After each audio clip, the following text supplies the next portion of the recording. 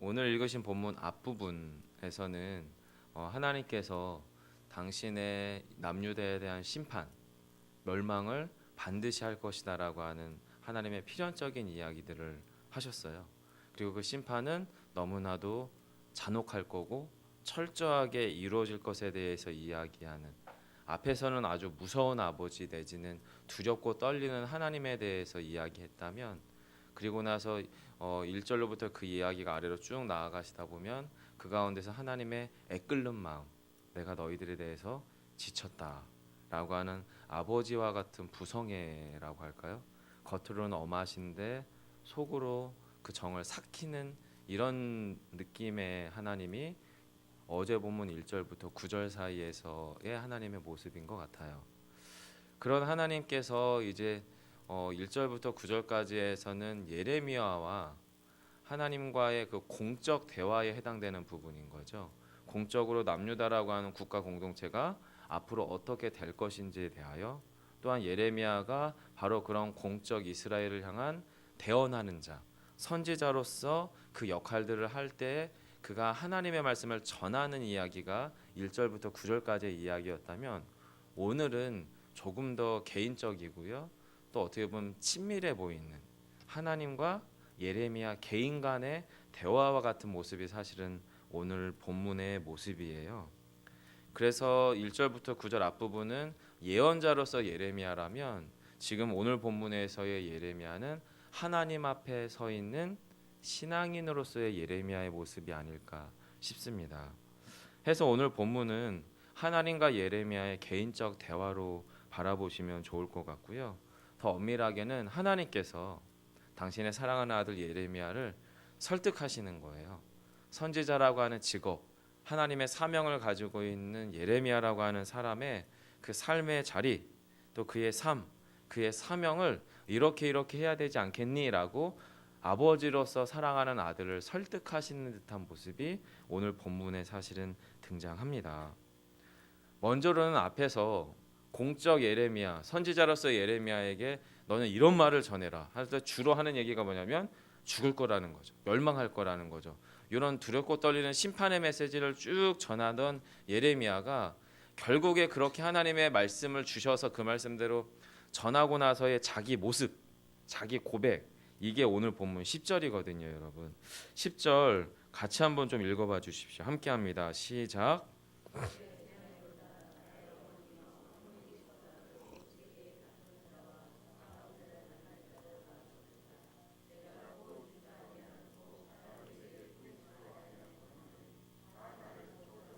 네. 예레미야가 자신의 인생을 바라보면서 두 가지의 단어로 자신의 인생을 요약해 버립니다. 첫 번째는 재앙이다. 그리고 끝에 나는 저주받은 인생이다 라고 하는 것이 예레미야의 자기 인생에 대한 자기 평가예요. 10절의 앞부분에 재앙이로다 라고 하는 말은 옛날 성경으로는 슬프다 내지는 화로다 라고 하는 표현입니다. 그런 표현으로 나의 인생이 하나님 앞에서, 인생들 앞에서, 사람들 앞에서 바로 그렇게 저주받은 인생과 같다라고 이야기하는 게 10절의 이야기인 거죠. 그러면서 그의 삶이 지금 자신에 대하여서 슬픈 탄식, 비탄이라고 하잖아요. 내지는 뭐 주여, 이런 어떤 표현, 자기 고백 안에서 응축된 자신 안에 응어리져 있는 어떤 감정 상태가 사실은 10절의 이야기인 거죠. 앞에서 쭉 들은 거예요. 하나님의 어떤 이야기를 쭉 듣고 그 얘기를 이제 이스라엘 백성 공동체에게 쭉 전하다 보니까 다 끝나고 나서 이제 마침표를 딱 찍는데 뭐 이런 한숨 내지는 뭐 주여, 이렇게 자기 인생에 대한 어떤 비통함이 사실 요 10절 안에 배어 있지 않나라고 상상을 해보게 돼요. 그렇게 이제 예레미야가 자신의 인생에 대해 한숨을 쉬면서 비탄, 슬픈 장탄식을 터져낼 때 하나님이 이제 그 예레미야의 마음을 다시 한번 다독이시는 게 11절이거든요. 11절 같이 한번 읽어볼까요? 여호와께서 이르시되 내가 진실로 너희를 강하게 할 것이요 너희에게 복을 받게 할 것이며 내가 진실로 재앙과 환난의 때에 내게 간구하게 하리라. 슬퍼하는 탄식, 참 어렵다, 이런 느낌이 어떤 예레미야의 개인적 감정 상태에 있는 예레미야에게 하나님이 지금 바로 단도직입적으로 이렇게 얘기하는 거예요. 내가 진짜 너한테 약속하는데 내가 널 강하게 할게. 약속이죠. 내가 너를 강하게 하고 또 내가 너를 복을 받게 할 거다라고 하는 이 복이라는 단어, 지난번 새벽에 말씀드렸던 것처럼 토브라는 단어입니다. 하나님 보시기에 좋았더라라고 하는 창세기 때의 하나님의 창조 때의 원형의 모습. 그래서 하나님께서 첫날로부터 마지막 여섯째 날까지 지었던 모든 것들을 보시기에 좋았더라 말씀하시는 그 복된 상태, 이게 바로 지금 내가 너를 복되게 하겠다라고 하는 표현이거든요. 즉 하나님이 예레미야가 지금 막 흔들리고 연약한 가운데 있을 때 내가 너를 강하게 할 것이고 내가 너를 복되게 한다라고 하는 복이라고 하는 것은 창세 때의 하나님의 생명의 왕성한 그 온전한 회복의 역사들이 너의 인생 가운데 있게 될 것이다 라고 하는 유의 약속을 지금 하고 계시는 거예요. 뿐만 아니라 내가 진실로 내 원수, 여기서 원수는 1차적으로는 자신을 대적하고 박해하는 남유다의 아나돗, 자신의 고향 사람일 수도 있고요. 더 넓게는 전 국가적인 남유다 안에서 자신과 대척점에 있었던 거짓 선지자들이라던가 남유다의 백성들이겠고요. 그리고 1차적으로 그렇다면 가장 본질적으로는 그들과 함께 바벨론으로 포로기의 인생을 살아가야 되는 자신의 적국이었던, 그 당시 남유다를 멸망시켰던 바벨론도 포함됩니다.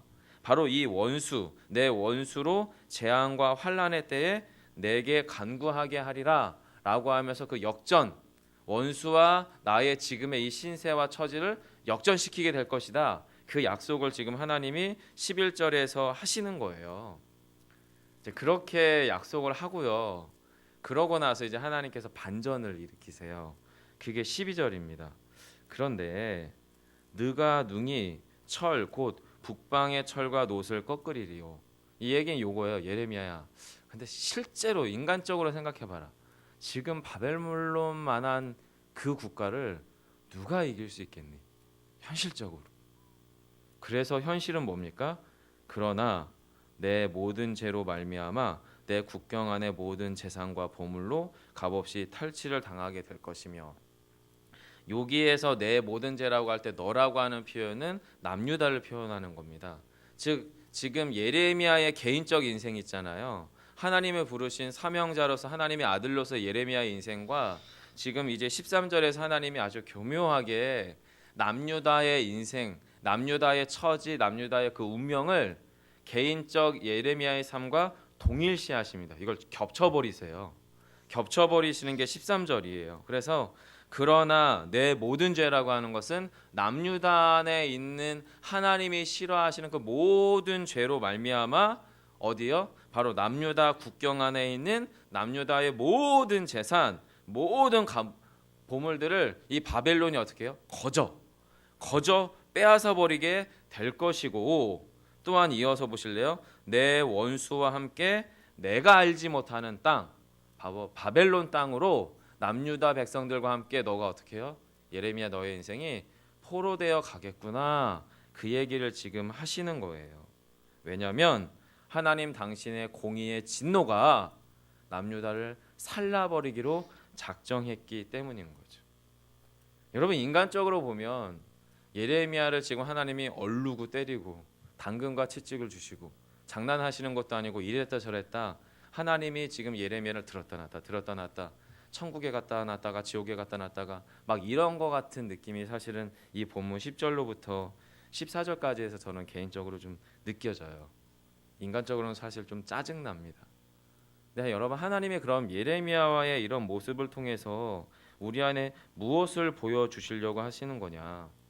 도대체 이 예레미야의 인생을 남유다의 국가적 운명과 동일시해 버리셔서 멸망당하잖아요.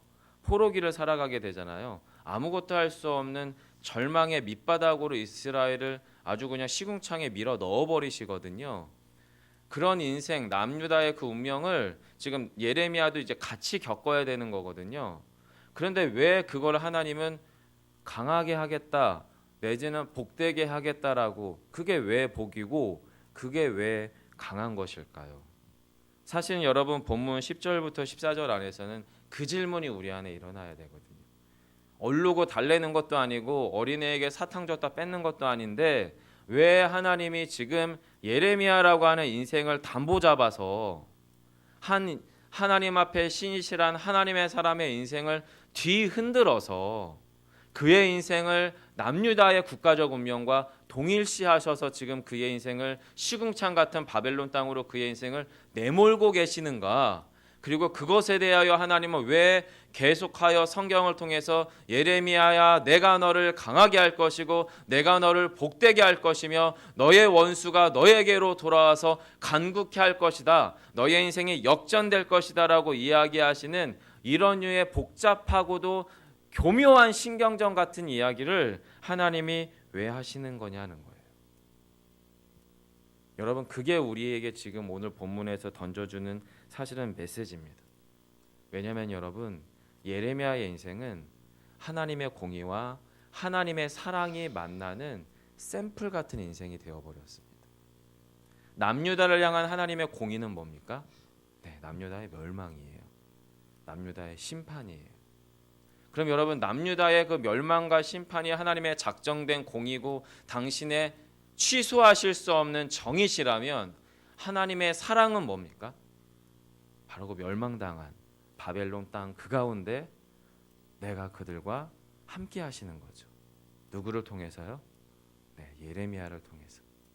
하나님의 공의와 하나님의 사랑이 만나는 접점이 인생을 통해서 드러나는데 바로 예레미야의 삶 자체를 통해서 드러나는 거예요.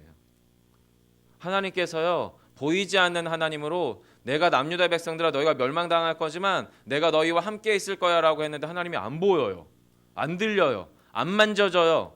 하나님에 대하여 그 어떤 적대감도, 그 어떤 속상함도, 그 어떤 죄송함도, 그 어떤 우리의 영적 표현들도 뭐 보여야 하잖아요. 근데 누가 보이는 겁니까? 네, 예레미야가 보이는 거예요. 그럼 여러분, 하나님의 공의는 예레미야 입술을 통해서 이제 성취가 될 거잖아요. 멸망당해 버렸어요. 그래서 이제 바벨론 땅으로 가게 될 거예요. 그러면 하나님의 사랑은 예레미야를 통해서 어떻게 드러날까요? 네, 예레미야 인생이 샌드백이 되는 겁니다. 남유다 백성들에게 욕도 먹어요. 저주도 받아요. 매도 맞아요. 때로는 하나님 앞에서 우리가 범죄했네요라고 남유다 백성들이 예레미야를 향해서 슬픔의 회개의 노래들도 불러요. 그걸 누가 받아내냐면 오롯이 예레미야의 몸뚱아리가 받아냅니다. 예레미야 인생이 받아냅니다. 하나님의 공의가 남유다의 멸망이었다면 하나님의 사랑은 하나님의 사람 예레미야가 나도 너희와 그곳에 함께 있을 것이다 라고 하는 하나님의 임마누엘의 약속이 예레미야의 인생을 통해서 배어나는 것, 이것이 오늘 본문 안에서 하나님이 예레미야와 함께하는 개인적 대화 가운데 나타나는 거예요. 여러분, 예레미야 인생을 통해서 드러났던 그 사랑이 이 구약의 시대를 통과하고 복음의 시대를 맞이한 오늘날 저와 여러분을 통해서는 어디에서 드러납니까? 네, 하나님의 공의와 하나님의 사랑은 예수 그리스도의 십자가에서 드러납니다. 하나님의 공의는요, 예수 그리스도를 십자가에서 죽이심으로 드러내셨습니다. 그리고 하나님의 사랑은요, 우리의 죽음이라는 문제, 결국에 국가가 멸망을 당하는 거든 개인의 인생에 멸망을 당하는 거든 최종적으로 하나님의 원수는 무엇이냐면 죽음입니다. 죄는 죽음의 원인이 될 수 있는 거잖아요. 그리고 우리는 이미 한번 죽었잖아요. 첫사람 아담으로부터 하나님과의 영적 관계가 끊어져 버렸단 말이에요. 우리는 자연인으로 살아갑니다. 그죠? 어머니 뱃속에서부터 나와서 요 땅 해가지고 우리가 70년을 살든 100년을 살든 우리는 자연적 호흡이라고 하는 게 멈춰지는 자연인으로서 살아갈 뿐입니다. 그런데 우리의 영혼은 이미 첫사람 아담으로부터 죽어져 버린 거예요. 죽은 거예요. 그런데 그렇게 죽었던 우리의 죽음의 인생들을 예수 그리스도의 십자가의 구속의 역사로 이어버리신 거거든요. 우리를 다시 살리신 거거든요. 지금 하나님께서 이야기하시려고 하는 예수 그리스도의 십자가를 통하여 첫사람 예레미야의 모습과 같은 모습이 바로 하나님의 아들 예수 그리스도를 통하여 우리 안에 확실히 완전히 종결 지어진 겁니다. 저와 여러분은 바로 그런 복음 시대를 살아가시는 거예요. 십자가의 공의와 십자가의 사랑이 예수 그리스도가 이 땅에 오심으로 말미암아, 이 땅에서 죽으심으로 말미암아, 이 땅에서의 부활하심으로 말미암아 완벽하게 이루어졌음에 대한 그 복음을 저와 여러분이 지금 누리고 살아가신다는 거죠. 여러분, 우리가 그것을 믿기를 소망합니다. 이것이 복음의 신비이고 은혜입니다. 여러분, 근데 문제는 뭐냐면 예수님이 이 땅에서의 삶이 쉽지 않으셨다는 거예요. 공생의 3년도 그렇고 앞서서 가난한 목수의 아들 30년의 세월도 그렇고 쉽지 않으셨죠. 예레미야도 쉽지는 않았어요. 하나님의 그 사랑은 예레미야의 몸으로 오롯이 받아내야 됐거든요. 애매한 고난을 당합니다. 억울한 고난을 당합니다. 비통합니다. 여러분, 그래서 예레미야가 이렇게 얘기해요. 15절 보실래요? 15절. 자신의 삶이 어떻게 점철되고 어떻게 이루어갈지 예레미야는 아마도 정확하게 이해했던 것 같아요. 15절 같이 한번 읽어주세요. 함께합니다. 시작.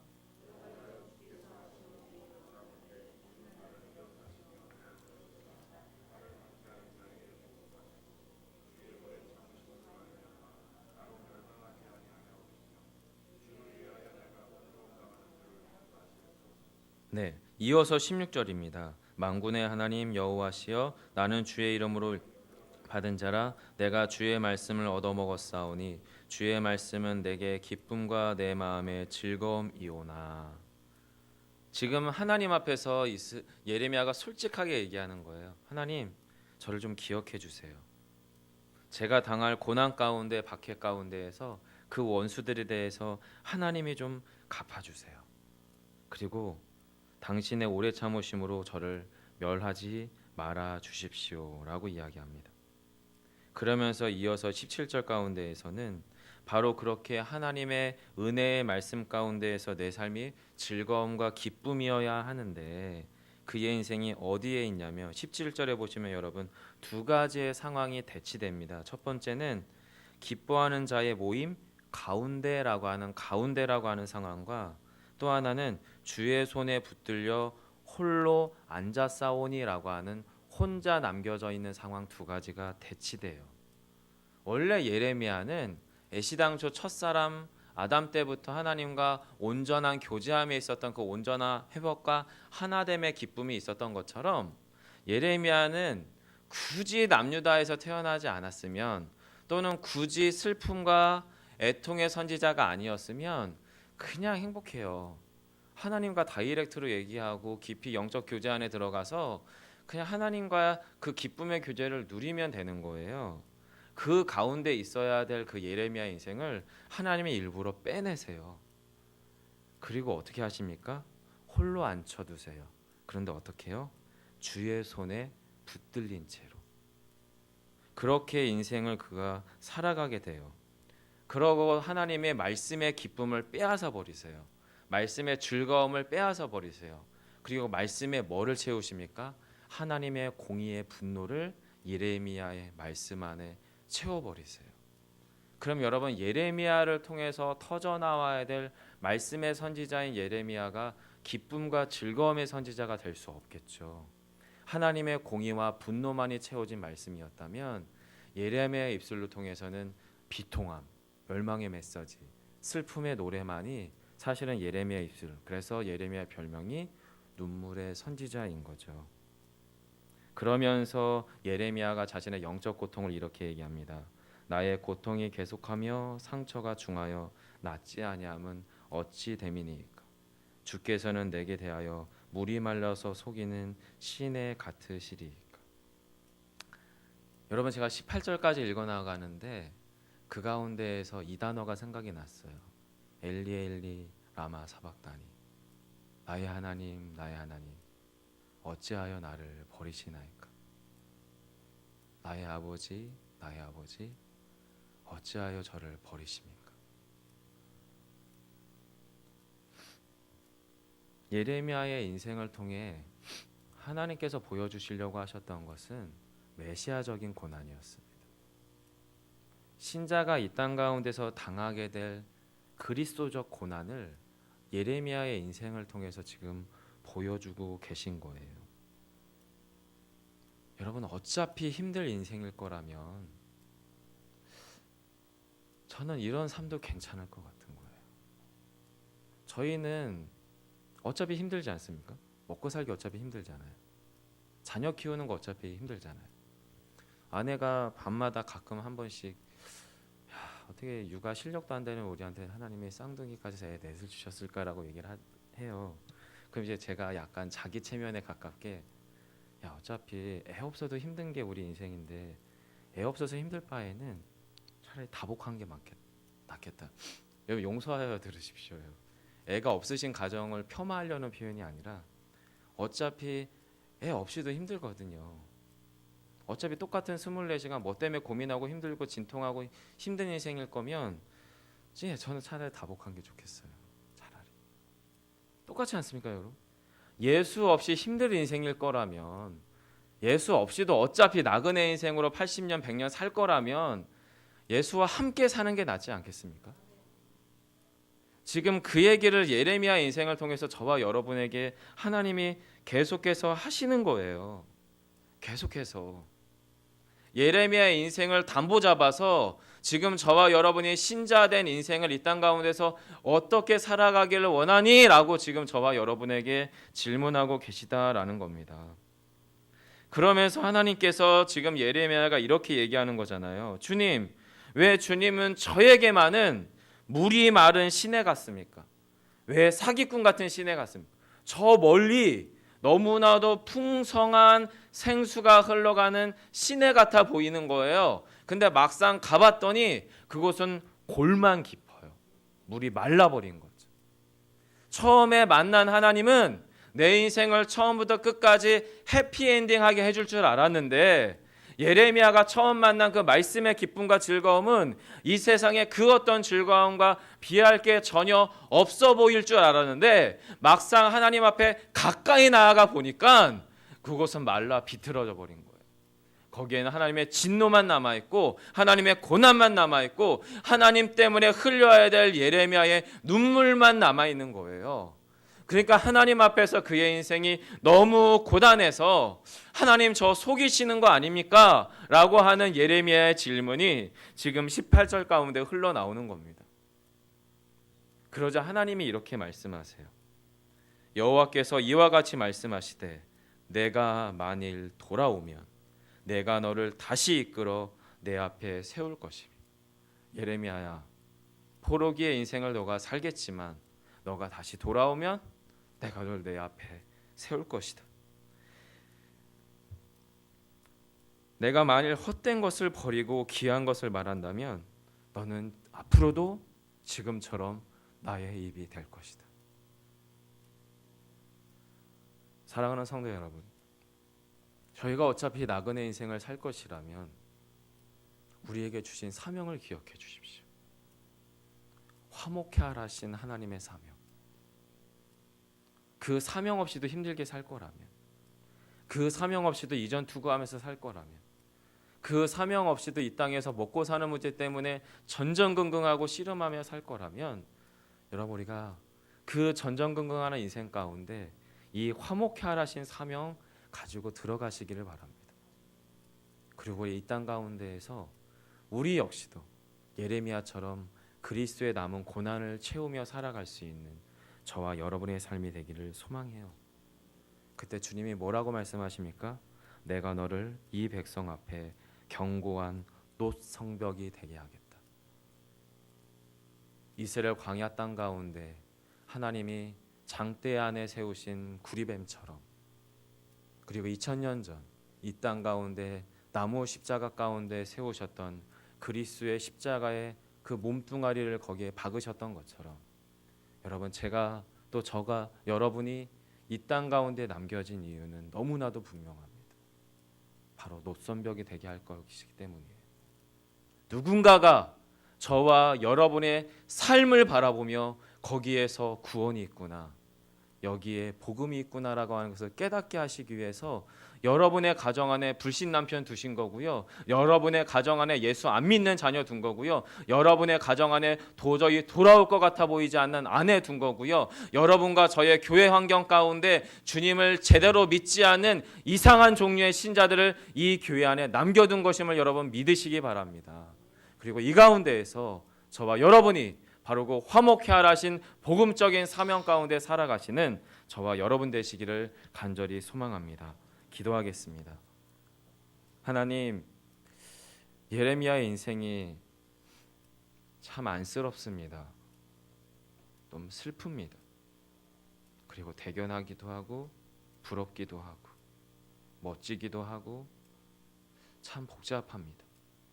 그리고 그 예레미야의 삶을 설득하며 우리 안에 그리스도적인 고난을 채워가는 신자된 삶의 본이 무엇이어야 할지를 우리에게 한 번 더 보이시면서 지금도 새벽 이 시간 저의 심령과 우리의 심령을 흔들어 깨우시니 주여 감사합니다.